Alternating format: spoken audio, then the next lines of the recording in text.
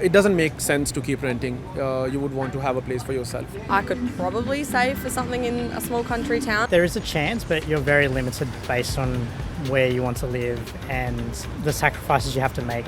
Is your rent so high that you can't manage to save a cent? Are you scared that you or your children will never own a home and that you'll be stuck in the rental cycle forever? Welcome to Real Talk, realestate.com.au's property news podcast. It's real questions, real experts, real insights and real answers. Today we'll be unpacking the state of the rental market and what it looks like for people who are looking to take that leap from renting to first home buying, and whether it's actually even possible. We did speak to a couple of people about whether they think that owning a home is in their future. Me and my friends don't really talk about buying because I'm 27 and there's no way I can afford any place where I would want to live in the near future at all. I'd like to buy, but I'm not quite there yet. I'd have to get help. Yeah. So I'm looking at getting help to do that from family. Here with me today to talk through it all is Cameron Kusher, the Director of Economic Research at PropTrack, who has the insider knowledge if affordable housing even still exists, and James Algar from Mortgage Choice, who has a passion for helping first home buyers enter the property market and in some pretty creative ways. Thank you so much for joining me, guys. This is a really interesting episode for me as somebody who has recently gone from renting to buying. And I can say that the process isn't easy. The 13 rate rises that we experienced cut my borrowing capacity by about $400,000. And I had an $11,000 HEX debt, which in some states it's called a help debt.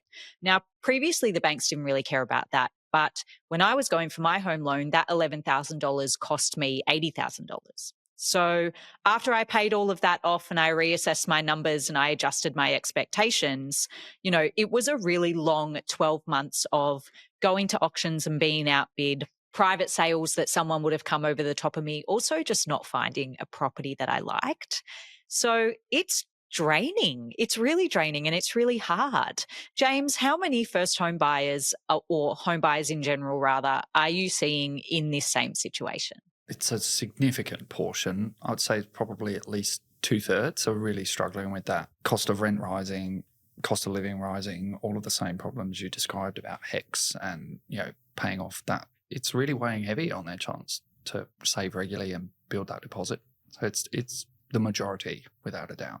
How are these people feeling? Are they adjusting their expectations and maybe going for a property class that's lower than what they wanted? Or are they actually just putting the whole search on hold? Most first home buyers are dealing with it in one of two ways. Definitely that lowering of expectations is a big part of that. And I think over the last 2 years, as we've seen, they've gone from saying, I'd love to get that 3-bedroom property or a larger 2-bedroom unit that maybe is a 5 to 10 year plan. They've had no choice but to lower those horizons. But they're dealing with the saving as a deposit primarily either by moving into cheaper rental accommodation. That might mean moving back in with family, or it might mean going into a share house environment, or moving someone in to rent the spare room if they've got one, or really significantly lowering their expectations and looking at, what are their options for potential help from government schemes and things to buy a property with less deposit rather than put it off indefinitely. Cam, can you paint a bit of a picture for us about the overall state of Australia's rental market and then how that is affecting the first home buyer group? The rental market's been really interesting over the last few years. So initially during the pandemic, we saw really strong rental increases in the smaller capital cities and the regional markets. And then pretty much over the last couple of years, what we've seen is a lot of that rental growth swing to the major capital cities, so Sydney and Melbourne, and then places like Brisbane, Adelaide and Perth, whereas it's weakened elsewhere. If we look at the number of properties available for rent at the end of last year on realestate.com.au, it was at a record low level, and we've seen significant decreases in those major capital cities as well in the amount of supply. Rental vacancy rates before the pandemic were around 2.5%. They're now sitting at 1%, below 1% in some of those cities as well. So the impact of this is landlords have got a lot of scope because there's this huge amount of demand and very low supply to put up rents. And in turn for first home buyers, what that means is they're having to pay more for rent. So they have less to save to move on from renting into their own home. In saying that, we are still seeing quite a large number of first home buyers doing that. The lending to first home buyers is up about 36% from its recent low. But there's always, a cohort of people that would have the capacity relatively easily to move from renting to home ownership. I think the real challenge is those people that aren't in that situation, that are desperately trying to save to get out of the rental market and simply just can't get ahead at the moment. If that first home buyer group is growing, how big is it at the moment? Like, is this higher than what we've seen in a couple of years, or has it declined since the real peak of first home buyers, probably in 2020 and 2021? It's definitely down from where it was at its peak.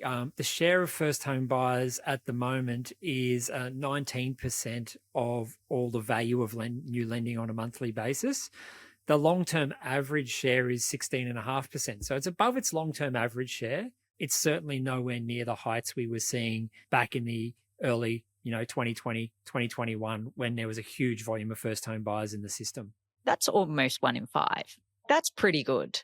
It is pretty good, and I think it's probably something that's not being spoken about as much, but I think it really talks to the fact that there's a cohort of first home buyers that are able to move, and I think, they're probably getting help from their family and friends or their grandparents. They're probably also, higher net worth individuals. And I think the other thing to think about with first home buyers is people are having to buy their first home later in life.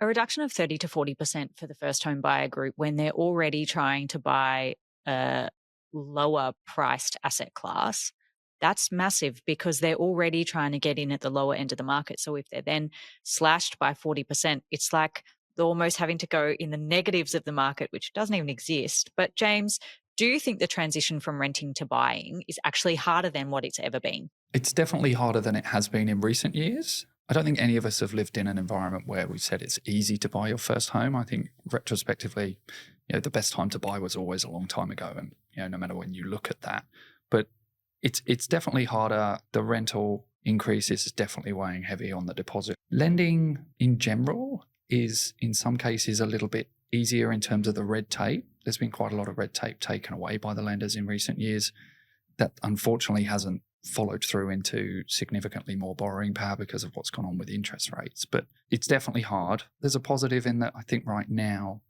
first home buyers who've lowered that expectation of what they hope to buy at are actually getting a significant amount of help with the various government schemes and stamp duty exemptions. So it's not impossible. It shouldn't be something people give up on. I did speak to one renter about how they're feeling about a home buying journey in the future. Let's hear what they had to say. I don't know if I'll ever own a house, and I feel like you just have to come to terms with that. It does get me down sometimes, but I think unless you've got an inheritance or you've got a really good job or a partner that does, I think you're looking at probably not really ever owning a house where you'd want to live. That person did sound a little bit dejected, I won't lie. And things are hard, but I want to switch gears a little bit to talk about what this group actually can do to get into the market. So James, when we look at the figures, how much money does a home buyer really actually need for a home deposit? Because look, this question might seem a bit ambiguous, but on a property value of $600,000, and there are some pretty cracking properties for $600,000, what type of money are we talking about for a deposit? Depending on the various incentives available to that individual first home buyer, it could be as little as $30,000. It doesn't have to be 20%. In many cases, that's still going to give a client a better outcome if they've got a larger deposit than just the 5% being 30 grand. But $30,000 is still a big chunk of money. But for people who are able to maybe move back home or get into an environment where there's potentially two of them buying together, you're not talking about a multi-year journey in every case to assemble that kind of deposit. Do you think it's better to, say, get in with that smaller deposit, whether it is that 5% at 30 grand or that 10% at 60 grand, or wait until you have the full 20%? I think the answer to that depends on the individuals a little bit, insofar as if getting to the 20% deposit, which is always the ideal, isn't something that's going to take them a huge length of time, multiple years, then sometimes there is a benefit in holding on and avoiding that $15,000, $20,000 mortgage insurance cost and the higher interest rates. But for those people where that time frame to assemble the ideal deposit is unreasonably long, most of the time it makes more sense to get in now if there's the opportunity. even if that does come at a higher cost. What things can they do to bolster that deposit? What type of government help is there available to them? One we're seeing a lot more use of here is the First Home Guarantee Scheme. And that's where individuals earning below $120,000 on their own can take advantage of the fact the government will stand as guarantor for the bank on the ideal level of deposit. So long as they've got 5% deposit, the government will stand with the bank for the other 15% and still give them the benefit of no mortgage insurance, lower interest rates, and some more generous lending policy around that. That isn't going to be possible for everyone, but we're seeing a lot more people take advantage of that right now. The obvious one is stamp duty here in Sydney. Obviously, most people won't pay any stamp duty up to $800,000. There are still a large number of properties, even in Sydney, that trade below that $800,000. It's just not what the first home buyers have ideally been looking for, perhaps in their kind of dream of buying their first home.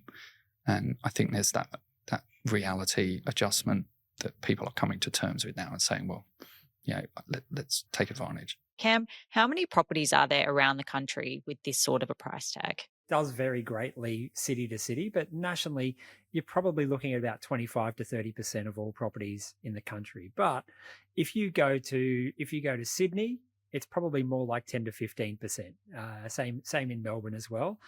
And you're not going to be getting a house in a lot of these instances. It's going to be, a townhouse, or it's going to be a apartment, or if it is going to be a house, it's going to be a long way from the city centre, or it's going to need a lot of work if it's a bit closer in. So it is really about, and it's not really fair, but it is really about readjusting the expectations when you are entering the market. And I think also, unfortunately for a lot of people, they can't buy their first home as their forever home. It's more of a case that it's a property to get into the market.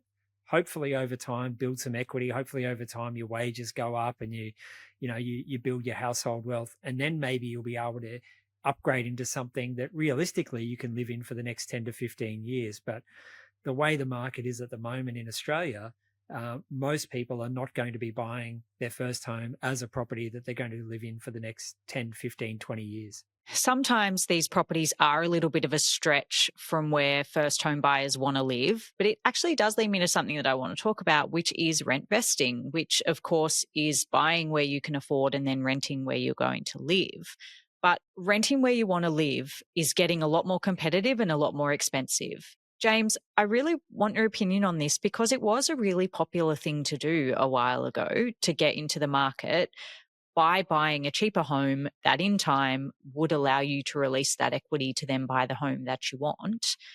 Do you see first home buyers doing this, or are they looking more for the security of buying a home to live in? We're not seeing it anywhere near as much as we were.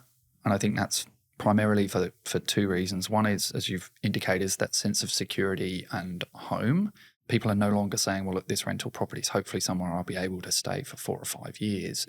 Very often you're hearing of people having to move every year out of the rental because of the way that market is.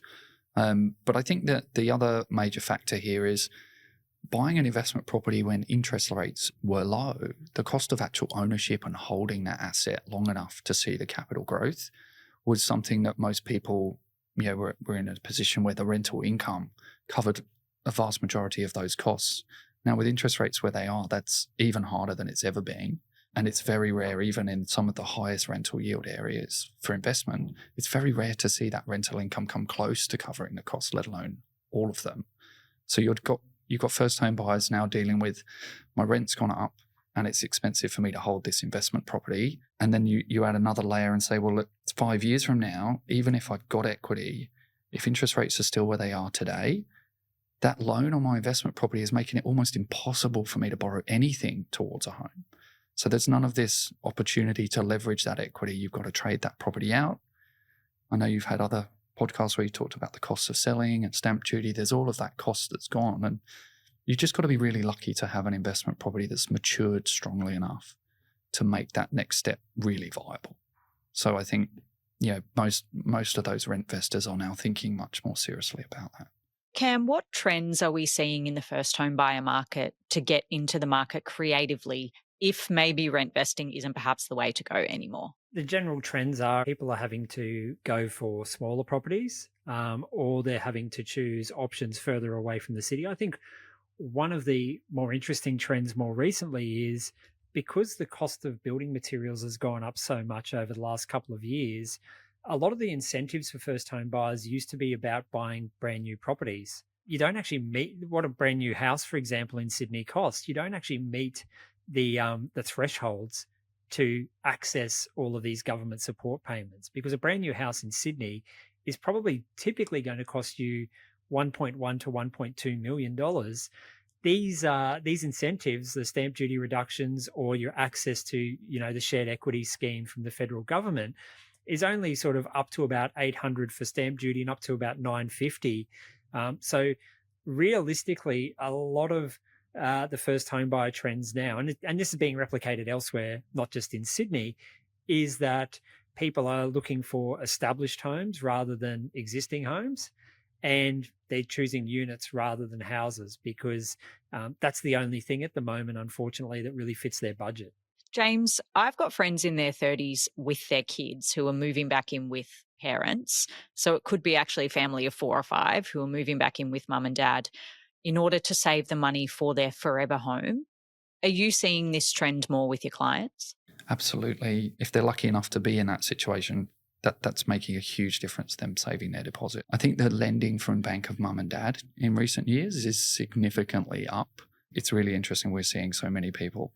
Yeah, again, that's a privilege that not everyone has. How can people use their rental ledger in their loan application just to show that they can make regular repayments to maybe bolster their chances of getting a home loan? Having a regular rental ledger instead of having a bigger deposit can transform a bank's view of your, the value of your application when they're looking at it. The banks, albeit they value highly a client's personal stake in the property, where that personal stake's not as high as ideal, they will look at things like a rental ledger and say, well, look, that adds some extra sort of kudos to this application. That person can make regular payments. They've got a good track record.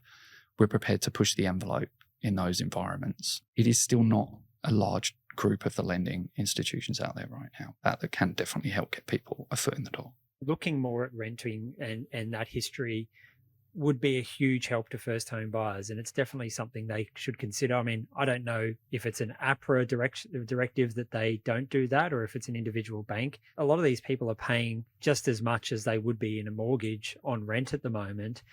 And you're clearly showing that you have the capacity to do that over the years that you have rented. But in a lot of instances, it's not at all, or it's very little taken into consideration when they go and apply for a mortgage. I don't know if it needs to come from the federal government. There needs to be some sort of guarantee from them for those buyers. But I think that's a way you could actually really help first home buyers. For renters who are looking to buy a home, what does the market hold for them in 2024? If we have a look at what's happening in the market at the moment, we're not building enough housing. The reason why property prices are so high is because we have this mismatch between demand for properties and supply of properties.